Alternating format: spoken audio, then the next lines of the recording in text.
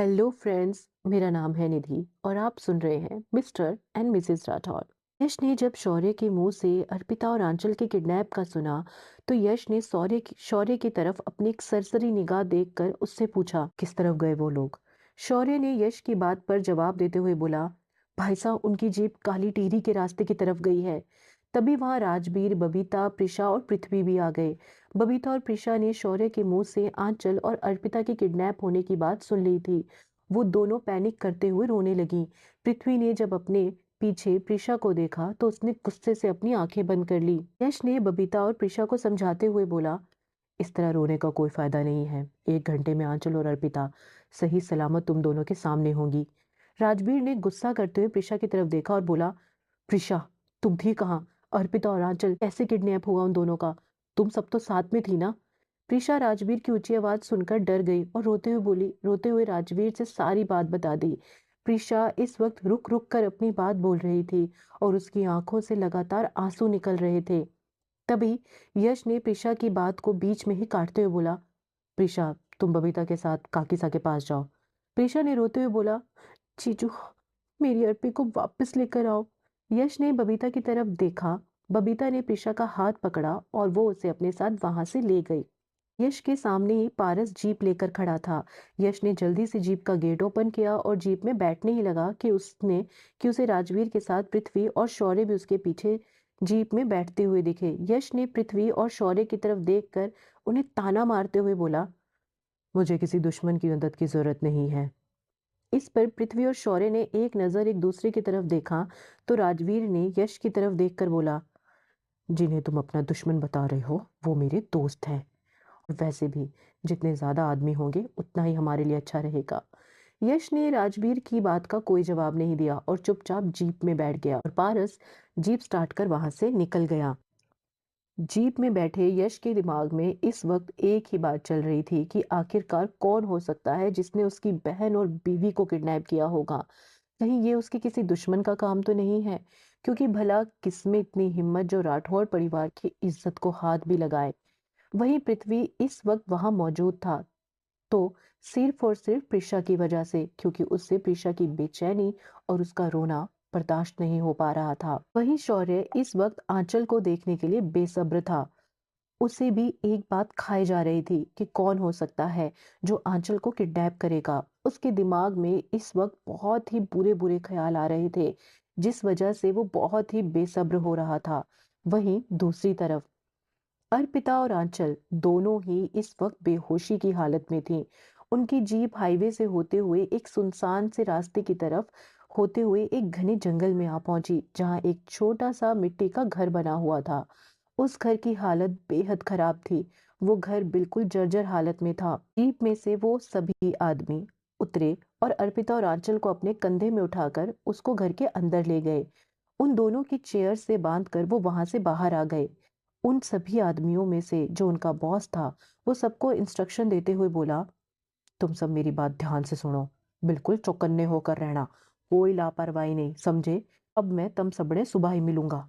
उसकी बात सुन उसके आदमियों ने हाँ में अपना सिर हिला दिया। फिर वो वहां से चला गया। अब वहां सिर्फ 4 आदमी ही बचे थे जो उस घर के आसपास पहरा दे रहे थे। यश जीप में बैठे हुए अर्पिता के फोन की लोकेशन ट्रेस कर रहा था, लेकिन हाईवे से थोड़ा आगे जाते ही उसकी लोकेशन नॉट फाउंड आ रही थी, जिस वजह से यश के चेहरे पर परेशानी वाले भाव आ चुके थे। उसने पारस की ओर देखकर बोला, पारस, मैं अर्पिता की लोकेशन को ट्रेस नहीं कर पा रहा हूँ। उसकी लोकेशन नॉट फाउंड आ रही है। अभी पारस कुछ बोलता कि इससे पहले ही राजवीर बोल पड़ा, अर्पिता की लास्ट लोकेशन क्या थी? इस पर यश ने जवाब देते हुए बोला, उसकी लास्ट लोकेशन हाईवे की ही थी, और अगर वो हाईवे पर नहीं है तो इसका मतलब वो हाईवे के राइट साइड में लगे जंगल में की कहीं होगी। पारस, तुम आगे से राइट लेके जंगल के अंदर जीप घुमा देना। तब तक मैं बैकअप के लिए बोलता हूँ। पृथ्वी और शौर्य दोनों ही यश की बातें बड़े ध्यान से सुन रहे थे। यश ने फिर पुलिस कमिश्नर गौतम राठी को कॉल कर सारी सिचुएशन को समझाते हुए उन्हें बैकअप देने के लिए बोला।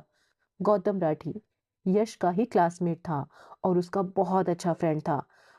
उसने बिना किसी देरी के यश के लिए बैकअप भेज दिया और खुद भी वो काली टीरी के हाईवे से साइड में सटे हुए जंगल की तरफ निकल गया। इधर आंचल को अब हल्का-हल्का होश आने लगा था। उसने जब अपनी आँखें खोल कर देखा तो उसे उसके सामने एक अंधेरा कमरा दिखाई दिया। उस कमरे में सिर्फ एक ही नाइट बल्ब जल रहा था, जिसकी रोशनी में वो कमरा कुछ खास समझ नहीं आ रहा था। लेकिन उस कमरे की हालत देखकर ऐसा लग रहा था जैसे इस कमरे में कोई सालों से नहीं आया हो। आंचल जब अपने हाथ-पैर हिलाने लगी तो उसने खुद की कुर्सी से बंधे हुए पाया। आंचल चीखना चाहती थी लेकिन उसके मुंह पर कपड़ा बंधे होने की वजह से उसकी चीख उसके मुंह में ही दबकर रह गई। आंचल ने जब अपनी नजरें कमरे में इधर-उधर दौड़ाई, तो अपने सामने बबीता को देख आंचल हैरान हो गई। अर्पिता अभी भी बेहोश थी। उसे होश नहीं आया था और वो वैसे ही बेहोशी की हालत में कुर्सी से बंधी हुई थी। आंचल ने खुद को जोर-जोर से हिलाना शुरू किया, जिस वजह से उस कमरे के अंदर शोर होने लगा। जंगल में छाए हुए सन्नाटे की वजह से आंचल का उसकी कुर्सी पर जोर से हिलाने की वजह वहां की शांति अब भंग हो चुकी थी। वो 4 लोग थे जो इस घर के बाहर पहरा दे रहे थे, जहां इस वक्त आंचल और अर्पिता दोनों ही कुर्सी से बंधी हुई थी। लेकिन उन दोनों की ही किस्मत उनका साथ दे रही थी, क्योंकि इस वक्त वो चारों ही आदमी उस घर से थोड़ा आगे आकर शराब पी रहे थे। उन चारों को लगा कि अर्पिता और आंचल दोनों ही लड़कियां इस वक्त बेहोश हैं और इन दोनों को ही सुबह से पहले होश नहीं आने वाला। इसलिए वो चारों ही घर से थोड़ा आगे आकर ड्रिंक करने लगे थे। वो लोग काफी देर से ड्रिंक कर रहे थे, जिस वजह से अब उन लोगों पर नशा हावी होने लगा था। आंचल ने काफी जोर देकर उस कुर्सी को हिलाया। कुर्सी बेहद पुरानी होने की वजह से एक साइड से टूट गई। आंचल ने फिर बिना देरी किए अपने हाथ को कुर्सी के टूटे हुए हिस्से से निकालना शुरू किया, लेकिन रस्सी टाइट बंधी होने की वजह से आंचल को इसमें बहुत तकलीफ हो रही थी। थोड़ी देर के स्ट्रगल के बाद आंचल ने जैसे तैसे अपना हाथ उस टूटी हुई कुर्सी के पाए से बाहर निकाला, लेकिन इन सब में कुर्सी के पाए पर लगी कील उसके हाथ में लग गई, जिस वजह से आंचल की एक जोरदार चीख उसके मुंह में ही दबकर रह गई। फिर बिना देरी किए आंचल ने अपने दूसरे हाथ से रस्सी को निकालने लगी। उसे इन सब में बहुत तकलीफ हो रही थी। थोड़ी देर के स्ट्रगल के बाद आंचल ने खुद के पैर और मुंह को खोला और जल्दी से अर्पिता के पास जाकर उसके हाथ पैर से रस्सी खोल उसके मुंह पर कपड़ा हटाकर अर्पिता के चेहरे को थपथपाते हुए उसे होश में लाते हुए बोली, भाभी सा, भाभी सा। लेकिन अर्पिता पर बेहोशी की दवाई का असर अब भी था, जिस वजह से अर्पिता अपने होश में नहीं आ रही थी। वहीं मेले में बबीता और प्रिशा को आते हुए देख शीतल जी बबीता से पूछते हुए बोली, बबीता, आंचल और अर्पिता कहाँ हैं? तुम तो आंचल को ढूंढने गई थी ना? बबीता ने बात को संभालते हुए बोला, "हम हाँ, हाँ काकी साहब, भाभी साहब और आंचल दोनों ही यश भाई साहब के साथ हैं। वो सब हवेली के लिए निकल गए हैं। वो यश भाई साहब अपने किसी मिलिट्री के दोस्त को घर लेकर गए हैं, जिस वजह से भाभी साहब और आंचल दोनों ही उनके साथ गई है डिनर का देखने के लिए।" बबीता की बात सुन शीतल जी बोली, अच्छा, तो फिर हम भी चलते हैं। वो भला कहाँ खाने को देख पाएंगी? बबीता ने शीतल जी को रोकते हुए बोला, काकी साहब, भाई साहब ने आप सभी को यहाँ रुक मेले को देखने के लिए बोला है। अगर कोई घर का नहीं होगा तो अच्छा थोड़ी ना लगेगा। यहाँ हम सिर्फ काकू और बापू साहब को तो अकेले छोड़कर नहीं जा सकते ना, इसलिए आप बैठिए। मासा, आप भी बैठ जाइए। इतना बोल वो सभी वहां सोफे पर बैठ गईं। इधर आंचल लगातार अर्पिता के चेहरे को थपथपाते हुए उसे बेहोशी से उठाने की कोशिश कर रही थी, लेकिन उसकी ये कोशिश किसी काम की नहीं थी। अर्पिता अभी भी बेहोशी की ही हालत में थी। आंचल के हाथ में लगी चोट में उसे काफी दर्द हो रहा था। आंचल ने खुद को संभालते हुए खिड़की के बाहर फैले घने जंगल की तरफ देखते हुए अपने आप से ही बोला, लगता है हम जंगल में हैं, लेकिन यहाँ से निकला कैसे जाए? भाभी साहब को तो होश ही नहीं आ रहा है। हे देवी माँ, मदद कीजिए, कोई रास्ता दिखाइए। आंचल इस वक्त बेहद ही डरी हुई थी और अर्पिता के होश में ना आने की वजह से अब उसका डर दहशत में बदलता जा रहा था।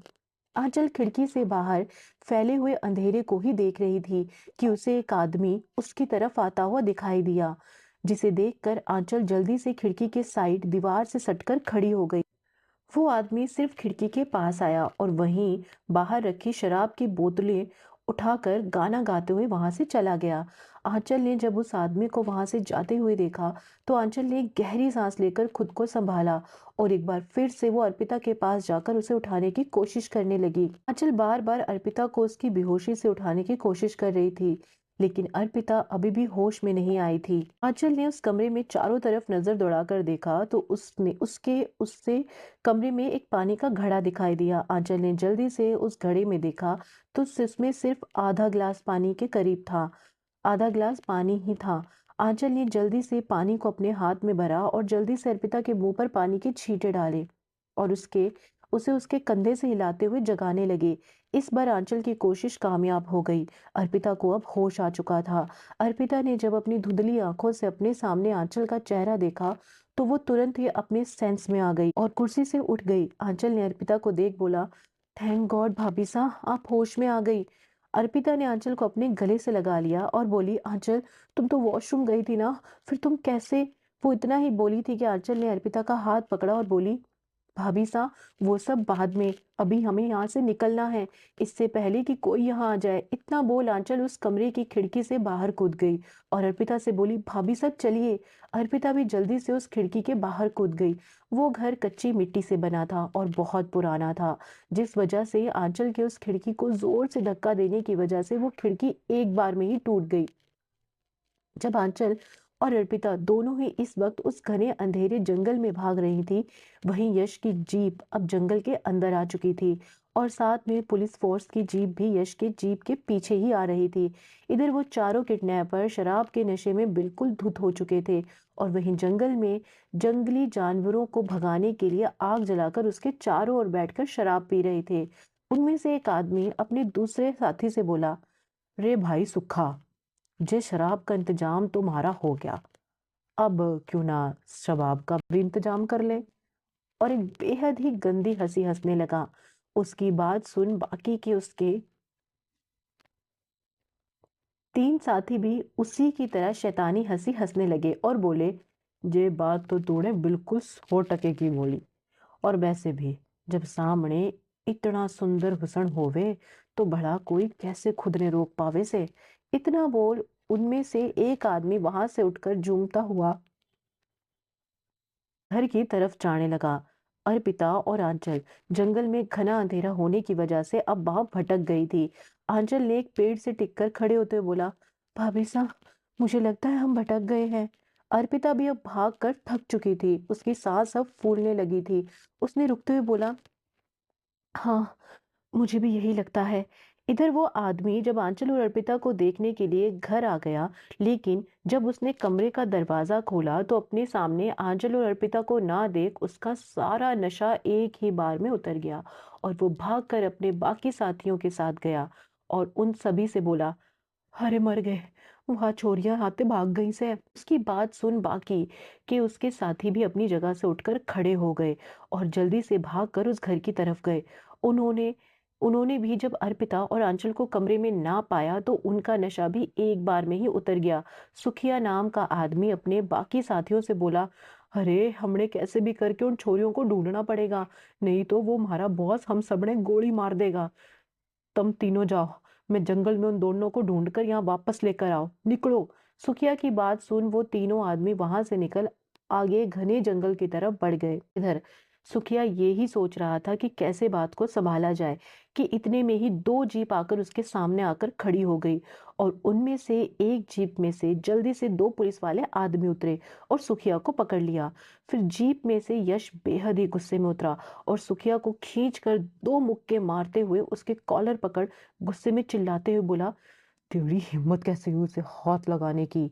सुखिया यश को पहचान गया था और वो उसके पैरों पर गिरते हुए बोला, राजा साहब मुन्ने माफ कर दीजिए, माने बेरा ना था कि वो हवेली की लड़कियां से मारे ते गलती हो गई। यश ने सुखिया की बात को इग्नोर कर उसे एक बार फिर से उसकी कॉलर को पकड़ा और बोला, बकवास बंद कर अपनी। और एक बार फिर से एक जोरदार थप्पड़ उसे मार दिया और बोला, अगर आंचल और अर्पिता कोई खरोच भी आई होगी ना तो तू बचेगा नहीं।